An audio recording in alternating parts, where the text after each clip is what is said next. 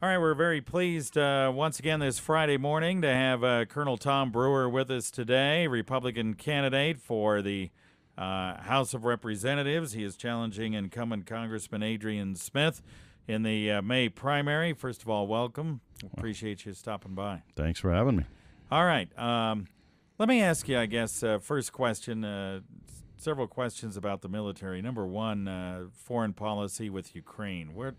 What's your feelings about Ukraine and what we can do there to help solve this situation?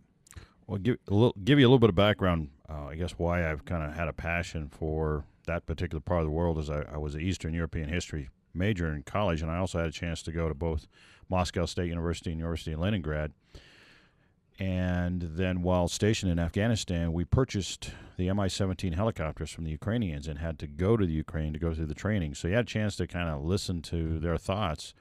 And I had no idea how concerned, now keep in mind this was 2008, how concerned they were after the incident in Georgia that Russia would do just exactly what they're doing now. And their belief was that it was part of Putin's plan to reestablish the old Russian Empire. And they said that they are also concerned about those adjoining countries, not only in the Baltic, the Estonia, Latvia type, but also those countries that end in stan, like Kazakhstan, Kyrgyzstan, Uzbekistan, and Tajikistan, that they will potentially be in jeopardy too because of their natural resources that Russia wants.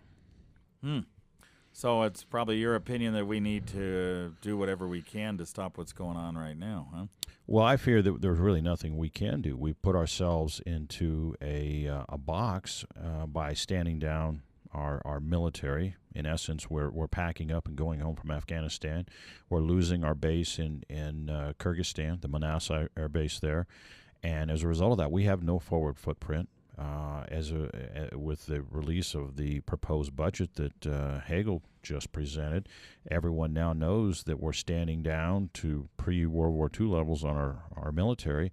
And I just think that there's no longer that fear of the United States, and it emboldens Russia and China to take action.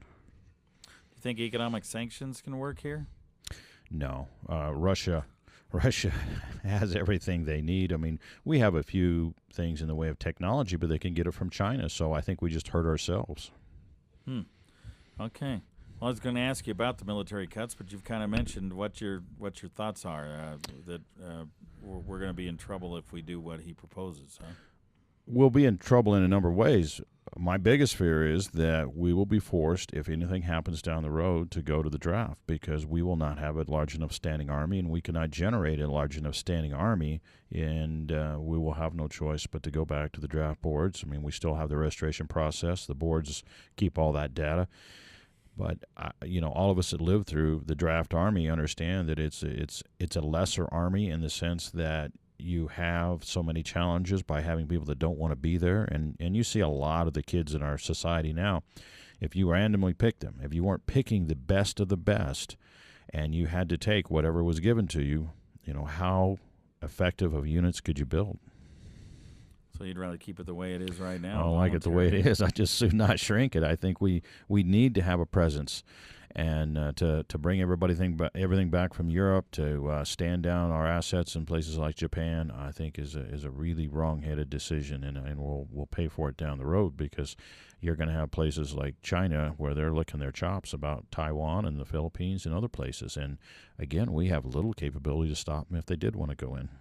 All right. Let me ask you about the Hot Springs VA situation. What's your thoughts about that? That's been a hot topic because I've traveled the Panhandle. The veterans are pissed, and I don't blame them. The government makes promises to them, and one of the things that we're horrible at is keeping our word, and that shouldn't be that hard when people give enough years of their life in service to their country. It's not unreasonable to expect them to get what's been promised to them. The VA facility in Hot Springs is outstanding. It's a great facility, a great location. People like it. They get good care there. And now the resolution is for them to throw them on the economy and have them go to whatever location. In the case of Chadron and Gordon and some of the places to the north there, their facilities are limited. They have very limited doctors, and they will be waiting weeks to get care that they should get the same day if they could just go to Hot Springs. It's a budget cut effort that really is is wrong. There's got to be places where we can cut, where we don't affect those who we've given a promise to take care of. All right. We'll see what happens, but they are kind of moving in that direction. They are, but if I get the job, I'm going to plant myself on the doorstep, and we're going to have a fight on that one. All right. Let me ask you about minimum wage. What's your thoughts about the minimum wage proposal by the administration? Well, I think it's just another effort on his part to hand jam stuff down employers' throats that then affects their ability to hire people. If you take the combination of Obamacare, of what they're trying to do with the wages here, and with what the EPA and OSHA are stuffing down the throats in fines for the littlest things, you've given the perfect scenario for businessmen to quit wanting to hire and people not to want to start business. And that's how you never generate your economy to the level it should be at. So, it's a perfect storm against the employers. And I think they just need to be hands off and let the process work in a free economy. All right. Keystone Pipeline. Your thoughts on that? The president says it's going to be in just a 3 months, so we should have a decision very soon. But we also have a court ruling here recently that our process was unconstitutional in the way we approved it, so we may have to redo that situation. But really, what the president decides is the ultimate decision on this. Well, obviously that's one that everybody gets beat up on if you're a politician, because you've got an element that's just, adamantly against seeing the pipeline.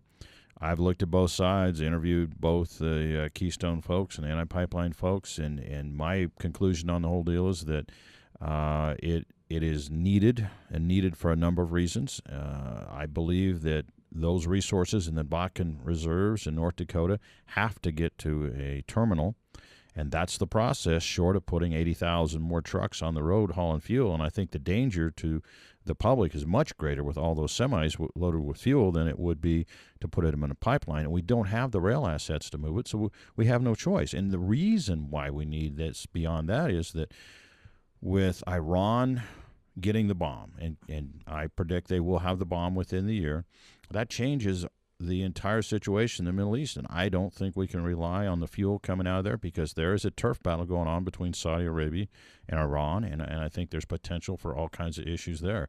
So in order for us to be self-sufficient, I think we need the pipeline, and I think we need ethanol, because the more fuel we can generate here, the better.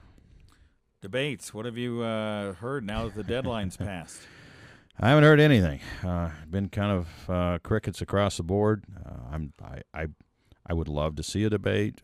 I understand why he doesn't want to do one. I mean, he puts a lot on the line there, but for the sake of the people of the 3rd District, would it not be nice to take your two candidates, put them on a stage together, have them discuss the issues, and use that to determine who should be the next congressman? It's the way we've done it for hundreds of years, going back to even before Lincoln Douglas. But if you want to take the safe way out, probably not debating is it. But what's best for the people? I would think we'd have some kind of debate, a few debates, 2 or 3 at least, wouldn't you think? Before that primary, are there even any discussions at all about it? No, I think there's a risk factor with the debate, and unless he was to get an incredible amount of pressure, or if the polls would sway against him, something like that, that might generate a desire to have one. But other than that, I think he's content to write it out. With his war chest, he'll be able to dominate the airways and control it probably through the end. Okay. All right. I think that's it. We appreciate your time here. Well, appreciate you inviting me. You bet.